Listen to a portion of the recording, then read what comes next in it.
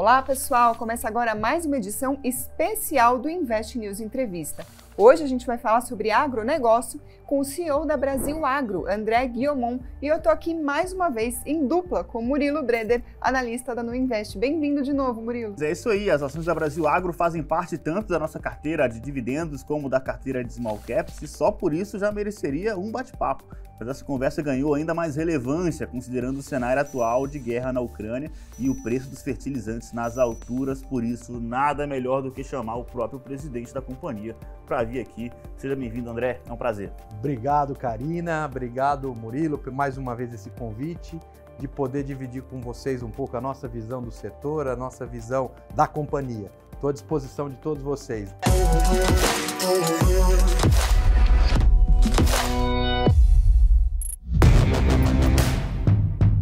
A gente está falando de uma empresa que lucrou 317 milhões de reais em 2021, existe desde 2006, atualmente conta com 18 fazendas próprias e arrendadas no Brasil, Paraguai e Bolívia. Produzem cana, soja, milho, algodão, feijão, além da produção pecuária também, entre outras. Tem uma estratégia de comprar propriedades rurais subutilizadas ou não produtivas e aí introduzir técnicas para aumentar a produtividade. É isso.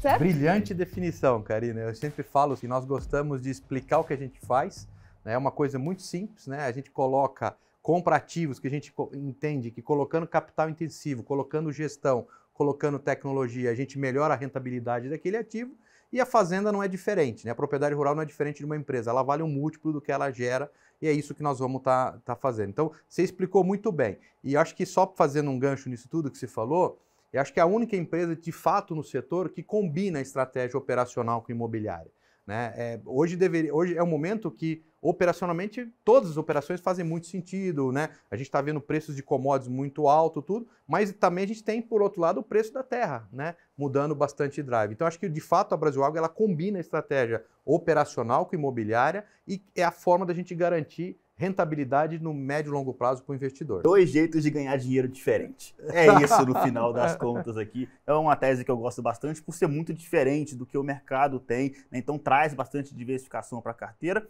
tem potencial de crescimento, mas ao mesmo tempo essa resiliência do agro faz a empresa pagar bons dividendos, por isso que ela faz parte das duas carteiras ao mesmo tempo, tá? Então, vamos direto para o assunto, tá? Porque estamos diretamente no olho do furacão aqui, com os fertilizantes em alta, por isso que a gente trouxe aqui o André e vamos direto à primeira pergunta, Karina? Com certeza, porque a gente está fazendo aqui um panorama da empresa, o que ela faz, até para os investidores que estão acompanhando o programa conhecerem um pouquinho da Brasil Agro, mas não tem como a gente deixar de começar por esse assunto. A gente está, como o Murilo disse, no olho do furacão. E eu gostaria, André, primeiro que você fizesse um panorama do setor em um momento tão fatídico como esse, em que a gente tem a questão dos fertilizantes tão latente para o setor do agronegócio. Quais são os seus comentários iniciais sobre essa questão? E você que vem de uma geração de agricultores, estava comentando aqui que era a quarta geração, né? Você já viu algo parecido com isso antes? Eu acredito parecido como a gente está vivendo agora, nunca, né? Acho que aqui tem um somatório de conjunturas importantes, né? Primeiro, o crescimento do agronegócio brasileiro e a dependência da importação de fertilizantes. O Brasil, eu sempre uso números, né? Eu me graduei há um pouco mais de 25 anos, não vou contar a idade, senão fica... né? Mas eu me graduei, o Brasil produzia 68 milhões de toneladas, né? Naquela época, o Brasil consumia aí 5, 6 milhões de toneladas de fertilizante com 68 milhões de toneladas. Na safra passada, o Brasil produziu 260 milhões de toneladas. Olha só, em 25 anos, ou um pouquinho mais, 26 anos, o Brasil saltou de 68 milhões de toneladas para 260. Saltou de um consumo de fertilizante de 5, 6 milhões de toneladas, a safra passada nós consumimos 46 milhões de toneladas de fertilizante. Aumentou muito mais, né? E só para dizer um pouco muito importante, no último 2 anos, o consumo de fertilizantes no Brasil saltou de 36 para 46. Então a gente teve um crescimento muito importante nos últimos anos com a adoção de tecnologia, reflexo também dos preços de commodities, né? E agora a gente vê um momento de geopolítico complicado em função dessa dependência, né? O Brasil, acho que talvez traduzir um pouco melhor, né? Quando a gente fala fertilizantes, a planta utiliza 3 macronutrientes, o nitrogênio, o fósforo e o potássio. Em diferentes culturas você tem mais N, mais fósforo, mais potássio, mas a gente está falando de nitrogênio, fósforo e potássio. Quando a gente olha nitrogênio, fósforo e potássio, o Brasil importa mais de 90% do seu potássio. Né? Quando a gente olha nitrogênio, o Brasil importa mais de 80% do nitrogênio consumido. No fósforo, que a relação é um pouco mais equilibrada, Murilo e Karina, que a gente tem aí algo um pouquinho mais de 50%. A gente tem uma produção nacional de fósforo. Então, vocês, nessa magnitude, você vê o que pode acontecer. Vamos falar do que a única coisa boa que chamou atenção nisso tudo, né? Falar de guerra é bom, ninguém fala disso, mas eu acho que o próprio setor, né? Eu nunca me lembro, na minha história, nas minhas 4 gerações, falar de fertilizantes nos jornais, em todos os telejornais, em todos os jornais. Então isso despertou, já vinha despertando uma questão importante no setor, e aí tem um trabalho multidisciplinar dos ministérios, das secretarias, desde lá de trás do embargo da Bielorrússia, né? Então, isso foi um pouco, depois vou falar um pouco da Brasil Agro, como a gente começou a tomar posição no setor de fertilizante, antes da guerra, antes do pré-guerra, né? Nós tínhamos aí uma restrição importante de potássio, que a Bielorrússia é um grande exportador de potássio. Ela falou, a coisa deve se complicar, né? Tinha um cenário de se esperar o segundo semestre, né, para que o preço se acomodasse, mas a gente vê com o cenário de guerra, você vê uma limitação, ou melhor, interrupção dos fluxos naturais de gás, né? Vale aqui lembrar, né, que todo mundo que talvez aqui vale a pena, porque gás, né? A indústria base do fertilizante é a indústria de gás natural, né? Você precisa do gás natural para a produção de amônia, né, que com amônia você faz, reagindo com dióxido de carbono você faz ureia, com sulfato você faz sulfato de amônio, com nitrato você faz nitrato de amônio. Você pega essa mesma amônia, reage com ácido fosfórico e faz MAP, com 2 moléculas você faz DAP. Então, olha que complexidade. Toda a indústria, né, ela parte de um produto ou de uma matéria-prima que é o gás natural. E a gente viu, né, antes da guerra, né, a gente já via o preço do gás natural nas alturas. Né? A gente já, antes da guerra, novembro, eu estou falando novembro, dezembro, a gente já via altas de preço de gás natural, mais de 230%, 240% na Europa. Então isso já era um novo formador de preço dos custos de fertilizantes. Então é um assunto muito latente, né? Sem dúvida nenhuma. O Brasil está se reposicionando, está tendo um esforço interministerial também, está tendo um esforço das empresas também importante, mas sem dúvida nenhuma, toda vez que existe um fluxo, uma interrupção no fluxo, gera preocupação na cadeia.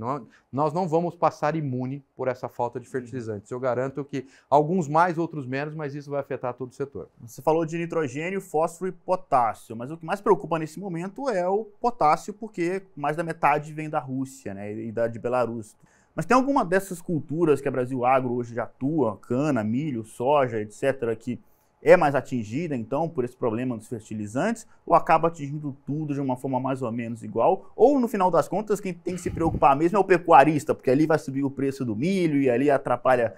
Não, eu diria para você, Murilo, que, de certa forma, é quase que equilibrado a relação entre consumo na cultura, né? Com exceção da soja. A soja é uma leguminosa que ela sintetiza nitrogênio, então ela não usa nitrogênio. Você não precisa colocar nitrogênio na soja. Soja você precisa só colocar fósforo e potássio no solo. Então os dois principais problemas para a soja são esses. Quando a gente muda para a cultura do milho, fazendo o seu link com pecuarista ou com a granja, com tudo isso, você já precisa do nitrogênio. O milho é uma gramínea que precisa de nitrogênio. Não que a soja não precisa, mas ela tem uma capacidade, né, de sintetizar nitrogênio atmosférico através de uns nódulos que se formam na raiz. Então essa é a grande vantagem, porque senão a gente estava, vamos dizer, no mato sem cachorro, né, porque aí você tinha uma demanda ainda maior de nitrogênio. Então, assim, de um modo geral, o potássio mas o potássio representa basicamente 30% nessa cesta de produtos, entre nitrogênio, fósforo e potássio. No caso da soja, ele representa 50%, porque os outros 50% são fósforo. No caso das outras culturas, você tem o potássio representando mais ou menos 30% da cesta de produtos. O Brasil, só para dar um pouco mais de cor, né, dessas 46 milhões de toneladas que a gente consumiu ano passado, o Brasil importou praticamente 12 milhões de toneladas de cloreto de potássio.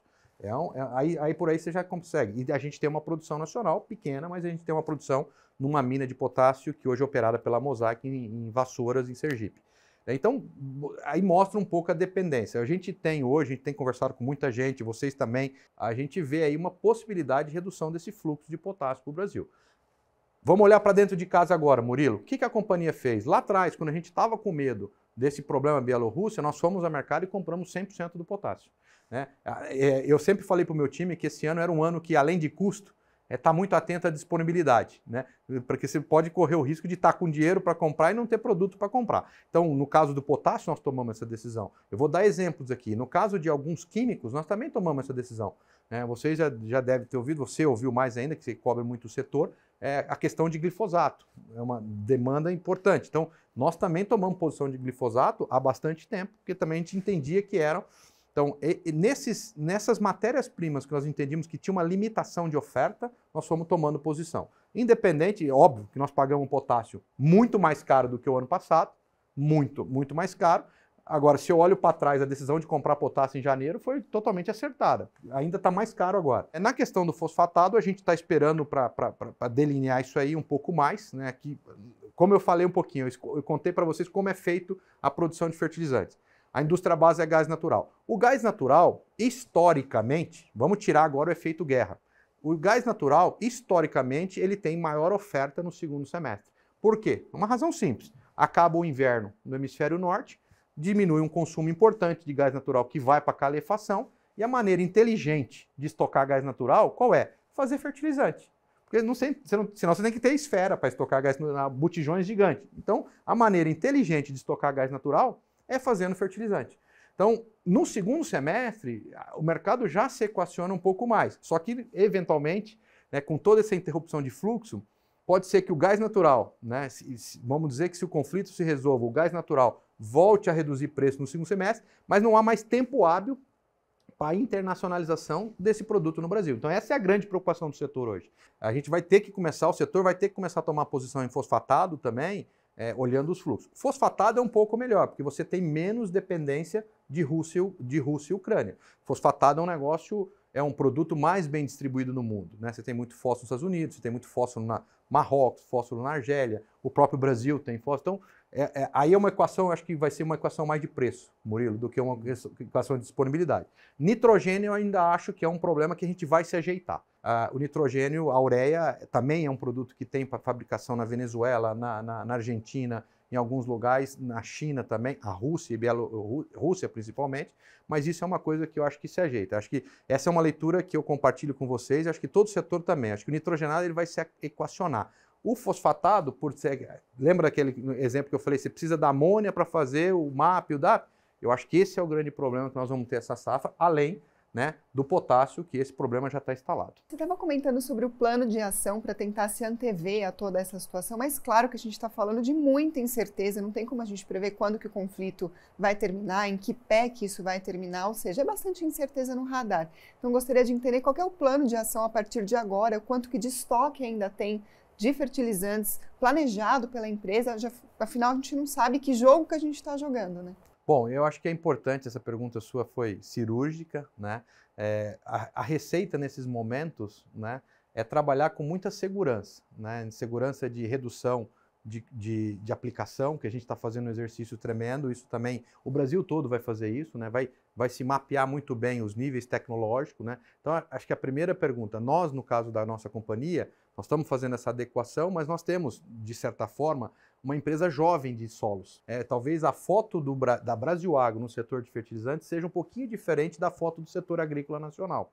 Porque no setor agrícola nacional você está falando do estado do Paraná, está falando do estado do Mato Grosso, de regiões velhas consolidadas, que você já existe uma poupança, vamos chamar assim, de fertilizantes no solo. A Brasil Agro, se ela tiver terra muito velha, nós estamos destruindo o valor para o investidor do ponto de vista imobiliário. Então você imagina a sinuca de bico que nós ficamos aí, né? Então, mas o que é legal para dizer isso? Então a gente está, primeiro, nesse cenário, a gente tem uma possibilidade de manobra menor do que a média da agricultura nacional. Porque você não tem áreas velhas, né? É aquela história. Você tendo área velha, eu vou tentar ajustar uns 5, 10% ali e faço a minha planta, o meu cultivo, minha cultura aproveitar do solo. Algumas áreas, nós temos essa possibilidade, em áreas velhas como Morro Vermelho, outras fazendas, mas nós temos muitas áreas de segundo, terceiro ano de cultivo que você não pode fazer redução de tecnologia, né? Se fizer redução de tecnologia, invariavelmente vai implicar em redução de produtividade. Ponto. Né? Então esse é um ponto que a gente usou isso. Quando a gente fala olhando para dentro de casa, então o que nós fizemos? Como eu falei, nós tomamos 100% da posição do cloreto de potássio nos meses de janeiro e fevereiro, já compramos e pagamos esse fertilizante, né? Já tomamos posições de grande parte do fertilizante nitrogenado, né? O nitrogenado que a gente usou na safrinha, e o nitrogenado para o início da cultura de cana-de-açúcar, que você sabe que cultura de cana-de-açúcar é muito relevante na companhia. Nós também já compramos aí quase 30% do nosso nitrogenado de cana, né? Compramos 100% do nitrogenado safrinha. Já compramos 100% do fosfatado e potássico que nós utilizamos nos meses de fevereiro, março e abril para plantio de cana-de-açúcar, não adubação de soqueira de cana, mas plantio de cana. Nós já compramos isso também já está dentro de casa. E a preocupação que nos resta, e estamos aí gerenciando isso tanto, é o fosfatado da safra de verão. Isso é um desafio enorme que todo setor tem. Nós começamos a tomar posição e aí acho que eu vou emendar um pouquinho na pergunta que você vai logo me fazer. O que isso vai implicar em custos, né? Eu não tenho dúvida que a gente, no fundo, está falando de uma equação de custos. Né? Porque até dando um passo atrás aqui, né? Você está falando de que existe fertilizantes ainda, não é que não vai acabar, tem, mas vai diminuir a oferta, então o custo desse fertilizante vai aumentar. Então, se eu aumento o custo para você, eu automaticamente diminuo as margens, né? Existe também impacto na produtividade, já que, por exemplo, você usava X toneladas lá de fertilizantes para uma determinada área, agora você tem uma quantidade menor de fertilizantes, a produtividade cai também. Acho que nós não podemos se dar ao luxo de reduzir a aplicação, né? Nós estamos trabalhando para não reduzir a aplicação de fertilizante por ter áreas novas na sua grande maioria. Mas te respondendo a pergunta de margem, sem dúvida, Murilo, você está correto. A gente olha, se você olhar, vou fazer um exemplo, vou pegar uma cultura só, soja. No caso da soja, a gente fechou a safra que nós estamos colhendo agora com um custo aproximado aí na casa de R$ 3.600 por hectare, né? Então esse é o custo do plantio da soja na safra que nós estamos colhendo agora. A gente já rodou uma visão de custo para a próxima safra. Nós estamos aqui, até porque nós estamos tomando posição de venda de commodities para o próximo ano também, né? Aproveitando esses bons momentos. E a gente já viu que nós temos um cenário aí na casa de... Por que eu vou falar na casa? Dependendo da região e tudo, mas a gente já está falando de uma soja de 4.900 a uma soja de 5.200. Então, olha só, a gente saiu de uma soja de 3.600 e foi para uma soja, vamos falar, 3.600 para 5, tá? A gente tem um importante aumento de custo já dado na soja para o ano que vem.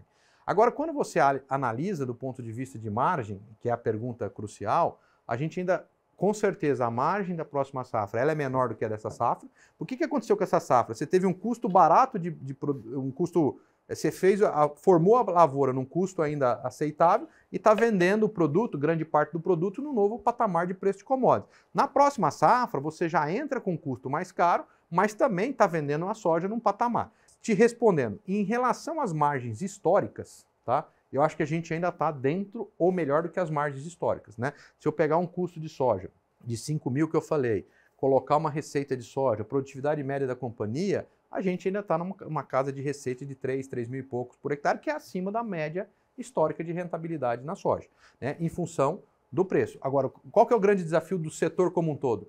Ninguém pode vender 100% da produção, né? Você vai ter que fazer 100% do seu custo agora, mas você não pode vender 100% da sua produção. Você tem uma incerteza climática de produção. Ninguém toma posição de vender tudo. Então, o que pode acontecer esse ano como um setor como um todo? Você tem uma formação de custo mais cara, você vai vender soja antecipadamente para travar um pouco a margem disso, mas você não vai travar 100% da sua produção, porque a agricultura é uma indústria a céu aberto, né? Você não quer correr esse risco de ter um problema climático, como foi essa safra na região sul do país, e você não ter a mercadoria para entregar. Aí seria catastrófico, né? Você tem uma questão de washout aí. Então, acho que é importante, é muito atenção nisso, a companhia está já se posicionando, né? Essas compras que nós fizemos olhando uma relação de troca, olhando uma relação de custo, né? Já vendemos na próxima safra mais de 30% da soja que nós vamos produzir, já comercializamos bastante algodão, já comercializamos bastante milho, porque nós também estamos aproveitando esses bons preços de commodities, mas nós não vamos tomar uma posição de vender tudo. Então, a atenção fica sim no setor. Eu acho que o ano que vem é um ano de redução de margem de um modo geral da agricultura brasileira, mas muito acima ainda da média histórica de rentabilidade do setor. Uhum. O que é legal da tese de Brasil Agro, do agro de uma forma geral, é que ele é muito nada numa raia própria, né? Então, não é tão diretamente dependente do PIB como uma construção civil, como é uma varejista que depende diretamente da inflação, do desemprego. O agro, ele sempre carregou o Brasil nas costas e quando a gente dá uma visão um pouco mais zoom out, assim, isso tende a continuar, né? O agro do Brasil é algo muito forte, agora tem esse problema pontual. Agora, como você comentou, A Brasil Agro, ela não é uma das maiores empresas do agro do Brasil, mas ela já está na bolsa, ela é caixa líquido, ou seja, ela tem mais caixa do que dívida hoje. Então, a gente está falando de um cenário, seria esse o cenário de ruim para a Brasil Agro, mas pior ainda para os menores agricultores do Brasil? Eu diria que é verdade isso que você falou, a gente tem um cenário muito favorável de caixa na companhia, mas não vale aqui lembrar também, né, que o cenário agrícola brasileiro, a gente vem aí de 4 ou 5 anos de margens muito boas para o produtor. Né? O produtor, e desculpa aqui minha franqueza, o produtor que não se capitalizou nas últimas 3, 4 safras é um mau produtor, né? Porque a não ser que particularmente ele teve questões pontuais, climáticas e tudo isso. Mas de um modo geral, né, eu acho que você tem um agro mais capitalizado, mas sem dúvida nenhuma, no momento desse de interrupção de fluxos, né, sem dúvida nenhuma a escala faz muito sentido nesse momento. Né? Então, a escala de um grande tomador de produtos, de grande comprador no mercado, nesse momento a escala facilidade para se financiar. Facilidade para se financiar, tudo isso. Então, acho que a escala nesse momento é um ponto decisivo. E eu comparto com você, e eu 100% na leitura do agro como um todo. Acho que nós somos aí, eu brinco e falo, né, que nós somos a empresa certa no local certo no momento certo. Né? Não tem lugar melhor para produzir alimento que o Brasil. O Brasil hoje é responsável por... Nós produzimos alimento para alimentar uma população de 1,3, 1,4 bilhões de pessoas, ou seja, e nada mais justo, e aí falo também, faço um gancho, nada mais justo que um país que é tão relevante no cenário internacional de produção de alimentos seja cobrado e seja olhado lá de fora como a gente tem sido hoje. O agronegócio tem que aprender a lidar com isso. Né? Acho que isso ainda nós estamos caminhando para que a gente consiga lidar com isso de forma melhor, mas eu não tenho dúvida, o cenário hoje do Brasil ser um fornecedor de alimento, de comida, vamos dizer assim, para 20% da população mundial. Né? É um cenário muito importante e muito relevante. E não tem a menor dúvida que o potencial agrícola que nós temos de expansão em áreas de pastagem degradada, em ainda áreas que ainda podem ser aproveitadas, a gente vai ser daqui 25 anos, né? Lembra que eu falei no discurso que eu fiz dos 25 anos de formado na Exalc? Eu espero fazer nos 50 formado na Exalc. Eu não tenho dúvida que nós vamos estar falando de mais de 500 milhões de toneladas. Tá?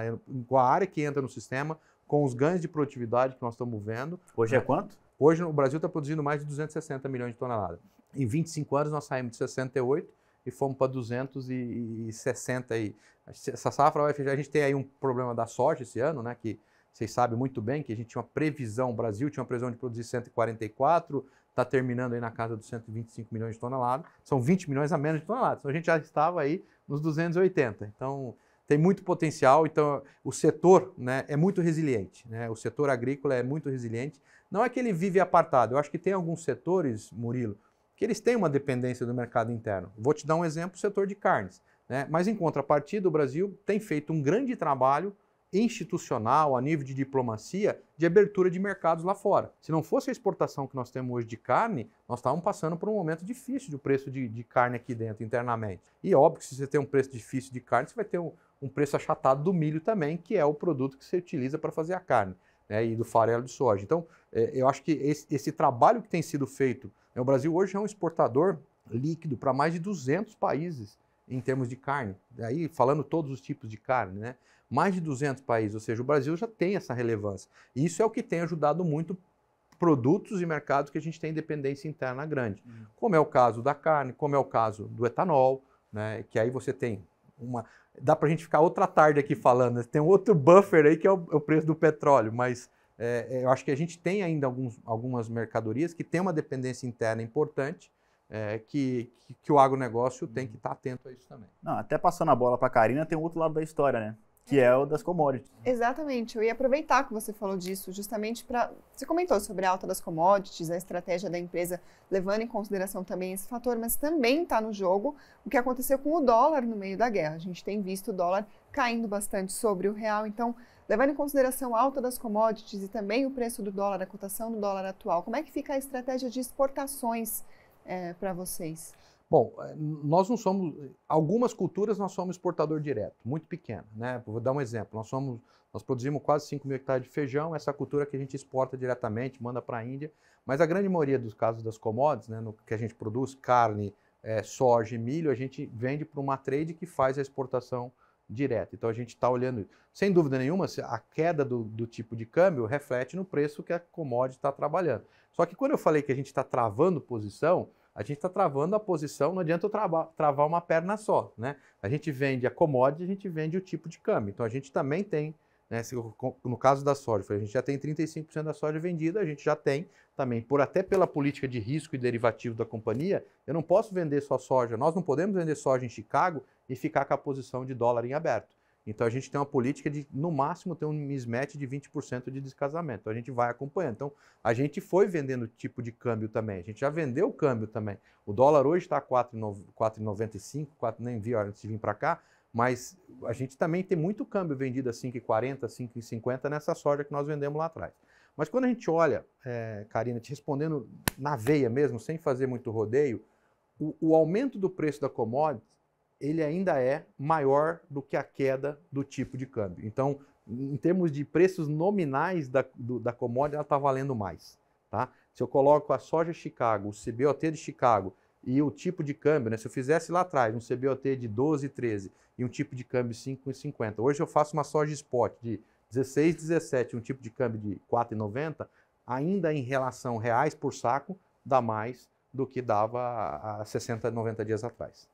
Quando a gente foi sentar para fazer esse roteiro de perguntas para você, André, foi até um pouco curioso, porque como pode uma guerra mexe nos custos, no preço, mexe em tudo, completamente imprevisível. Tem fertilizantes, tem câmbio, tem commodity, mexendo com muitas variáveis dentro do negócio. Então foi até difícil a gente conseguir chegar nessas 5, 6 perguntas que a gente fechou aqui, mas eu gostaria de saber se alguma a gente deixou de fora e você acha que essas vocês não podiam ter deixado de fazer. Então o espaço é todo seu agora. Ou alguma mensagem final para o investidor? Legal. Eu acho que fundamental aqui é dizer o seguinte, o mundo tem se provado, né? Acho que a pandemia foi o primeiro, né? A gente viu uma interrupção dos fluxos, né? De um modo geral, o que é a minha mensagem? Eu acho que a pandemia, lá atrás, ela trouxe uma visão melhor da sociedade civil, da importância do agronegócio como um todo, né? Então, quando você via aquelas imagens de quando começou a pandemia, lembra lá em março, abril de 2020, supermercado vazio e abastecimento, acho que ainda é tolerável, a gente consegue equalizar e tem aí alguns programas que resolvem. Mas acho que o que eu queria marcar aqui? Eu sempre falo muito, viu, Karina e Murilo, que eu gosto muito de ler as mudanças conjunturais e estruturais. A guerra é uma mudança conjuntural. A pandemia foi uma mudança conjuntural, mas ela despertou mudanças estruturais, né? A pandemia mostrou, olha, o fluxo não é tão líquido como a gente achava. E está com risco de não ter farinha no supermercado amanhã, né? Então, eu acho que os níveis de estoque de passagem vão aumentar. Esse nível de estoque reprecificando, que é uma situação estrutural, isso vai demandar um tempo para que os seus preços acomodem, porque você vai ter um mercado tomador de matéria-prima. Então, acho que esse é um ponto importante. A adoção de novas tecnologias, né? Acho que nós estamos no olho no radar, né? Eu sempre falo, como a gente teve grandes eventos na agricultura que trouxeram outro patamar, a revolução digital no agronegócio, ela está acontecendo e ela vai acontecer. E aí a grande dúvida é quanto isso pode agregar no PIB agrícola, né? Se você pegar um trabalho da Embrapa, está falando lá de conectividade em fazenda, pode chegar a 100 bilhões de reais num PIB agrícola de 1,2 tri, que a gente está falando, é muito dinheiro, né? Então você tem aí uma onda digital acontecendo no setor, que ela veio para ficar, e sem dúvida nenhuma mostra a relevância e a resiliência do agronegócio brasileiro. É muito legal essa presença do André aqui, porque isso acalma um pouco os investidores, né? Porque a gente vendo as manchetes aí dos jornais, a gente acaba se preocupando bastante e, de fato, é algo para a gente manter no radar, essa questão dos fertilizantes. Há um impacto no curto prazo, mas quando a gente começa a olhar sempre para o longo, a história de uma empresa bem tocada, ela fica bastante evidente. Então, agradeço aqui a presença do André e fica aí a dica para os investidores acompanharem nossas carteiras recomendadas da Nuinvest aqui, né? Dá uma olhada aí na carteira de small caps, na carteira de dividendos. A Brasil Agro faz parte das duas e não tem a menor pretensão de tirá-las no curto prazo, a não ser que as ações continuem subindo. Esse é o problema bom, né? Esse é algo para manter no radar, sim, né? Preço importa, mas por enquanto as ações seguem lá. Muito obrigado, André, e obrigado também, Karina, e continue acompanhando esse programa maravilhoso, porque, spoiler, há mais CEOs por vir por aqui. Comente aqui embaixo se você tem quem você acha que é o convidado que deveria aparecer. Não precisa ser CEO, pode ser alguém importante do mercado, gestor de fundo. Não importa, se tem alguma relevância no mercado, a gente conversa. Não é isso, Karina? Com certeza, gostaria, claro, de agradecer mais uma vez a presença do André, a presença do Murilo, que agora, além de analista, também está querendo vir para o time do jornalismo do Invest News. Seja muito bem-vindo, Murilo. E claro, pessoal, vocês que estão acompanhando, deixa aqui nos comentários quem vocês gostariam de ver aqui no Invest News Entrevista, as perguntas que vocês gostariam que a gente fizesse para os CEOs. Inclusive, se tem pergunta que a gente deveria ter feito para o André e não fez, deixa aqui que a gente manda para você, a gente manda mesmo. Vai ser um prazer, mais uma vez agradeço vocês, a Karina e o Murilo pelo convite. É um imenso prazer estar aqui. Estamos à disposição a qualquer pergunta que surja e conte com esse time. Acho que o André está aqui mostrando a cara, mas por trás do André tem um exército gigante de pessoas, né, muito comprometida com o resultado da companhia. A gente tem trabalhado muito gestão de pessoas e eu acho que isso é sustentabilidade no longo prazo, né? Você ter uma equipe preparada. Então, mais uma vez, muito obrigado pelo convite de vocês dois. A gente que agradece. E claro, né, pessoal, se inscreva no canal, deixa o like, comentário, diz aí o que vocês estão achando e até a próxima. Tchau, tchau.